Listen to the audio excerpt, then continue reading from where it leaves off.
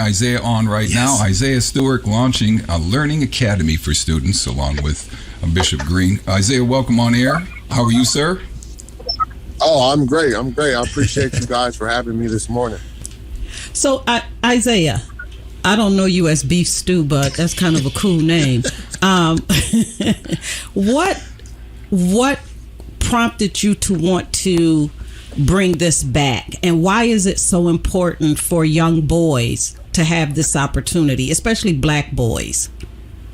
Yeah, what prompted me to want to bring this program back was, I would say, just my experience. From what I experienced as a young kid going to this program, every day after school, I still have stories and memories to this day, I talk about with Pastor Green, and, it was such a great thing for me as a kid. It kept me out of a lot of trouble. It helped me with my studies in school, getting my homework done. And, I was always thankful for that hot meal as well. And and I would say, the reason why I feel this is important, for the young kids is, I've been through it. I've experienced it, and I have a testimony of how this program helped me so much and helped me stay on the right course, and played a huge role in where I am today in life. I think it's amazing because I looked you up. I watch a little bit of basketball, and I did not realize you are 23 years old. I think that's the part, because usually this happens like once somebody becomes a dad and they've had 30 years of life experience, and they reach back to say, oh yeah, that was a good experience. But to be this young and want to change lives is amazing. And one more thing, hot meals, knowing that you can go someplace to get a hot meal when you don't know if you're going to have one at home is a huge deal. Yes. So you're going to feed them at this place? We're going to feed them. And the parents are so appreciative of that. And it's just amazing, how the parents have partnered with us. They are engaged with us, and they're so excited about this. And when they leave us, all the parents got to do is just give them a bath and put them in the bed, get ready for the next day. Their homework is done. They've gotten their tutoring in. They've had a hot meal. By the time they get home, and we're going to bring them home. We're going to bring them right back to their door. That's a big deal. Once again, this is the launching situation. Yes. I want to make sure, Isaiah, because Isaiah knows how I'm such a big fan of his, because he's playing in my second home of Detroit, Michigan. But the point is, I want to make sure that the folks who are listening, everybody listens to Memory Lane. I'm telling Channel 8, Channel 10, Channel 13. If you're not covering this, something is definitely wrong. Because, Tracy, we go through this a lot. There'd be great reports, but Isaiah Stewart is doing something that no one is doing and has done in Rochester by launching this learning academy along with the bishop. Yes. Well, can I say this? I am in talks with Channel 8. Channel 8 will be covering. I've sent out press releases to the other stations, other radio stations, TV stations, newspapers, blogs, to say this is what's happening on Monday. Please come out and cover it. It's worthy. Yes. And it's for our children. Yes. And it's free. It's free. It's free. Free. This is school number 9. We started with school number 9. Right. Because that's where Isaiah come from, school number 9.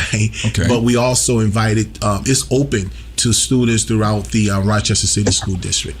Isaiah, what made you decide, I'm ready to put my money down and put my foot down? Because that's what I call a put your foot down situation, when you follow your heart with your feet, and it's not with words. Yeah. And your money. Yeah, but the point is, I know, we all start counting other people's money. That's one thing I don't like when they do that with pro athletes. Yeah. This man works really hard to get where he is. That's right. But for you to take the time and do this, man, God bless you. Yes. And I know Isaiah's busy. This is preseason, and he's getting ready to start his season. We're praying for him for a healthy, successful season. But when I call Isaiah picks up on the first ring. Wow. He picks up. He answers every one of my call. How can I help you, Mr. Green? I say, I know, son. I call him my son. I say, and so it's just that commitment that he has for his community. And when Isaiah, I tell people, When Isaiah was there, I have a motto outside my door, and it says, "You may have a reason, but it will not be an excuse."